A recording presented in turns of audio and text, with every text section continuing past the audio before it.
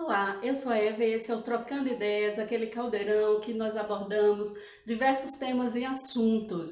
E hoje eu vim aqui compartilhar com vocês uma notícia que eu vi hoje e que me chamou a atenção. De primeiro momento me deu raiva, mas depois eu decidi pesquisar um pouco mais sobre o assunto e ver seus prós e seus contras, né? Então, você ouviu falar que 8 parques nacionais serão privatizados?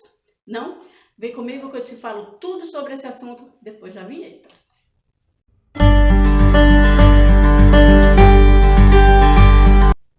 O Ministério do Meio Ambiente, ele informou que ele está estudando o edital que ele vai lançar para a privatização de 8 parques nacionais aqui no Brasil. Mas o que são parques nacionais? Parques nacionais são áreas protegidas que é classificada na legislação brasileira como unidades de conservação. Ou seja, são aqueles lugares onde é preciso se manter, né, a mata, a fauna, a flora, tudo nativo, sem muita interferência do homem ali. E o Brasil ele tem mais de 70 parques nacionais.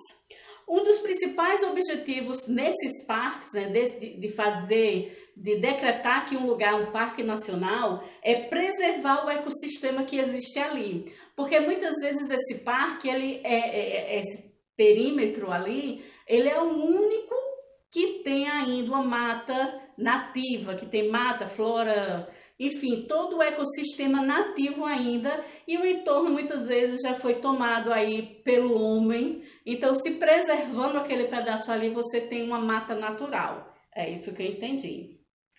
E como eu disse, serão 8 parques privatizados, 8 parques nacionais privatizados agora em 2021. Essa é a lista.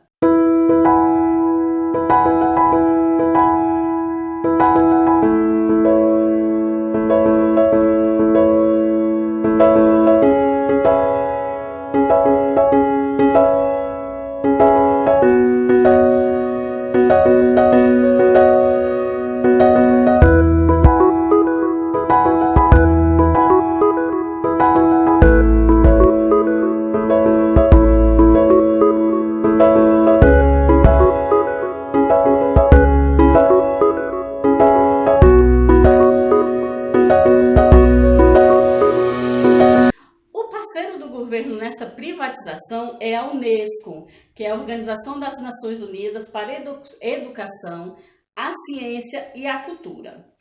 Eu nunca fui muito a favor de privatização. Na verdade, eu não sou a favor nenhuma privatização.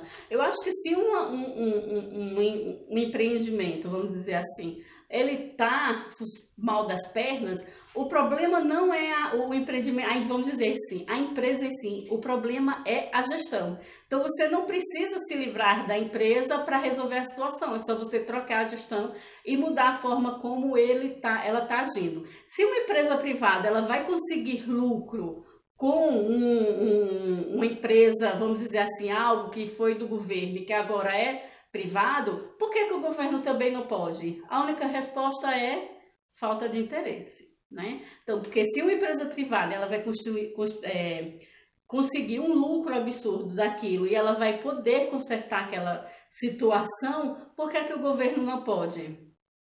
Falta de interesse, tá certo? O SNUC, que é o Sistema Nacional de Unidade de Conservação, estabeleceu que parques nacionais, eles pertencem a um grupo de preservação chamado proteção integral, ou seja, proteção total daquela área. Segundo o Ministério do Meio Ambiente, as regras para o grupo, as regras para os itens lá de preservação que estão dentro do proteção integral, ele tem algumas regras, que é a manutenção do ecossistema, devem ficar livres de alteração causadas pela interferência humana, que é como eu disse, né? Muitas vezes esses parques, eles estão em áreas urbanas, que sofreram aí, que ao seu redor sofreu uma interferência do homem. Então aquele parque ali ele tem que se manter intacto. O homem não pode tacar o dedo lá para mudar nada. São permitidos apenas o uso indireto dos seus atributos naturais. Os parques Nos parques, eles são prometidos não. Nos parques nacionais, são autorizados algumas coisas que podem ser feitas dentro desses parques naturais. A primeira é a visitação pública. As pessoas podem ir lá visitar, certo? Que é cumprindo algumas regras, porque, como eu falei, esse lugar não é qualquer lugar, né? É um lugar que tem que ser preservado. Então, se você vai lá, você tem que cumprir algumas regras. Segundo, realização de pesquisas científicas, atividades de educação e interpretação ambiental. E terceiro, recreação e turismo ecológico. Nós sabemos que muitos desses parques eles servem aí de turismo ecológico, quando a pessoa vai para ver o ambiente, para admirar a natureza, para ver como é aquele ecossistema. Então, esses parques nacionais eles só são permitidos esses tópicos. Na privatização, eu já disse que eu não sou muito a favor. E nessa específica de parques nacionais, eu tenho duas preocupações. Primeira, é como isso vai afetar a vida das pessoas que vivem ao entorno desse parque, né? Porque geralmente quando se tem isso, muitas pessoas ganham dinheiro por conta daquele parque, né? Por causa do movimento, seja bordadeiras, pescadores, produtos de artesanato, enfim, muitas pessoas podem viver desse parque nacional que é público, né? Que tem que ser administrado aí pelo governo, gerenciado pelo governo. Qual será o impacto de uma privatização em um parque desse? E o segundo ponto é a fiscalização. Porque uma das coisas do editais é que o governo tem que fiscalizar como a empresa que comprou aí o direito de explorar aquele parque nacional, ela está agindo, se ela está cumprindo com as regras, se ela não está cumprindo. E esse negócio de fiscalização no Brasil não dá muito certo, gente. E eu pensei, deve ter algum exemplo bom, né, de uma privatização, de um acordo aí entre empresas privadas, governo e comunidade. Deve ter, porque nem tudo é ruim e nem tudo é bom. Tudo tem o meio termo. Tudo tem que estar ali no equilíbrio. E eu encontrei uma história bem legal de uma junção aí em 2014 entre uma firma privada, o governo e a comunidade em torno de um rio, que foi o rio Marié, que fica lá no Amazonas. Então esse rio Marié, ele tem um peixe, que eu esqueci agora o nome do peixe, que ele era muito pescado e uma empresa viu ali uma possibilidade de ganhar dinheiro naquele rio, de fazer com que ele gerasse ali uma renda para eles, que é com o chamado pesca esportiva sustentável. Ou seja, a pessoa paga, vai lá para pescar o peixe, que o peixe acho que tem 13 quilos, alguma coisa assim, só que ele não leva esse peixe, ele pode no máximo tirar uma foto e ele tem que devolver o peixe ao rio. Então essa empresa queria fazer esse sistema lá no rio Murié e eles foram lá, conversaram com o governo, conversaram com os indígenas, né, as comunidades indígenas que viveram no entorno. As negociações demoraram um pouco e participaram dessas reuniões, como disse, o IBAMA, o Instituto Socioambiental, a FUNAI e os representantes de 15 comunidades indígenas, que seriam as comunidades que seriam afetadas, porque até então esse rio ele era um rio onde somente os índios poderiam, teoricamente, somente os índios poderiam ir lá pescar e viver dele, mas ele estava sofrendo demais com a pesca ilegal. Então essas 15 comunidades que viviam do rio, eles participaram dessas reuniões que determinaram como seria aí o seguir do contrato, se ia aceitar, se não ia aceitar e quais seriam as regras. E eles aceitaram, né? Foi em 2014, agora a gente já está com o quê? Partindo para 7 anos, mais ou menos, e parece que o negócio deu certo. Como eu disse, aqueles índios estavam sofrendo com a pesca ilegal do peixe, que era ali o principal meio de sobrevivência deles. Então, quando ali foi, digamos, privatizado, a empresa ela tratou de comprar barcos, criou postos de fiscalização ao longo do rio e contratou os próprios índios para trabalharem nesse serviço de fiscalização. Ou seja, os índios conseguiram, através daquele sistema, daquele daquela privatização, daquela negociação, emprego para alguns deles. E eles conseguiram acabar com a pesca ilegal no Rio Mariê, lá em Manaus. E o que aconteceu? Eu estou falando hoje muito o que aconteceu. O que aconteceu foi o seguinte: 250 famílias recebem 10% do que os turistas pagam para explorar ali o rio, para ir fazer a sua pesca do peixe. 10% de tudo que a empresa ela ganha com o turismo é voltado para aquelas 15 comunidades que eu falei lá no começo, que participaram dessas reuniões. Em 3 anos, eles reverteram, eles destinaram quase 460 mil reais para essas tribos. E deu aí mais ou menos quase 30 mil reais para cada uma delas.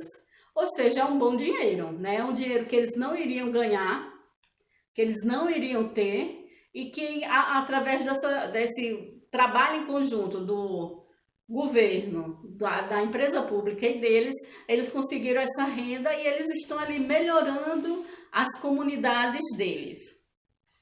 É um ponto positivo. Pode acontecer isso nessa privatização desses 8 parques nacionais? Pode. As pessoas que vivem dele podem ter assim, uma melhora na vida, uma melhora no trabalho deles. As empresas podem conversar com as comunidades que vivem em torno, ver qual é a melhor maneira de trabalhar ali, de lucrar com aquilo, mas também pode acontecer o oposto. Enquanto eu fazia pesquisa, eu não sei se foi no Chile, eu lesei na hora e eu não anotei no caderno, eu deveria ter anotado, eu não lembro qual é o país, mas que eles privatizaram um parque nacional, foi aqui na América do Sul, que eles privatizaram o Parque Nacional, a empresa não estava nem aí para a comunidade, quando uma coisa ela deixa de ser pública e ela passa a ser privada, as regras do privado é que prevalecem pelo território. Então, as pessoas que viviam daquilo, elas não podiam mais ter acesso,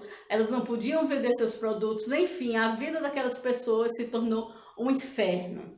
Isso é um dos pontos negativos da privatização, pela qual eu não sou a favor. E é triste você saber que esses parques nacionais, se uma empresa está disposta a gastar dinheiro para comprar, é porque dá dinheiro, gente. É porque vai dar um dinheiro muito maior do que o que eles estão investindo. Por que o governo ele não enxerga dessa forma? Porque não investir nesses parques para que esse lucro que vai ser destinado a empresas privadas, ele não seja destinado ao governo e às comunidades circunvizinhas desses parques nacionais. Mais uma vez, falta de interesse, né? Falta do interesse público de extrair o máximo de uma forma sustentável, o máximo que esses parques eles podem oferecer. E o segundo ponto é o seguinte, a fiscalização. Como eu disse, esses parques nacionais eles existem para proteger o ecossistema do lugar, que muitas vezes só existe aquele pedacinho de terra ali com aquele ecossistema. E se aquele pedacinho for destruído, aquele ecossistema junto com fauna e flora vão para o espaço, vão virar purpurina. Então, é preciso uma fiscalização para saber se essas empresas estão agindo de acordo ou não. Mas eu fico com um elefante, não é nem uma pulga, é um elefante atrás da orelha quando se trata de fiscalização, porque quando se fala de privatização é muita bufunfa rolando, é muito dinheiro rolando, e nós não moramos em um país, digamos assim, conhecido por sua honestidade.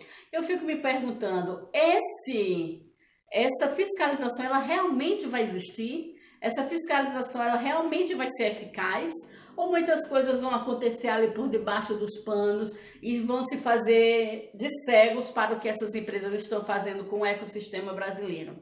Enfim, esses são os prós e os contras, na minha visão, da privatização dos parques nacionais. E você, o que é que acha? Você é a favor? Você é contra? Você tem um outro ponto positivo ou outro ponto contra a respeito disso? Coloca aqui nos comentários, tá certo? Eu fico aguardando para a gente ter esse bate-papo legal. Esse é o vídeo de hoje, eu espero que vocês tenham gostado, tá? Coloca um curtir, porque aí o YouTube ele compartilha esse vídeo com outras pessoas. Não esquece de nos seguir nas redes sociais. No fim do vídeo vai estar o endereço no YouTube e do Instagram. E não esquece, se inscreve no canal, ativa o sininho para sempre que tiver vídeo novo por aqui você ser notificado e assistir, porque a gente sempre está tratando de temas diversos aqui, mas que são importantes para mim. Eu quero e gosto de compartilhar com vocês. Então, espero que vocês tenham gostado do vídeo. Muito obrigado por ter estado comigo até esse momento. E nós nos vemos na próxima. Beijo. Tchau, tchau.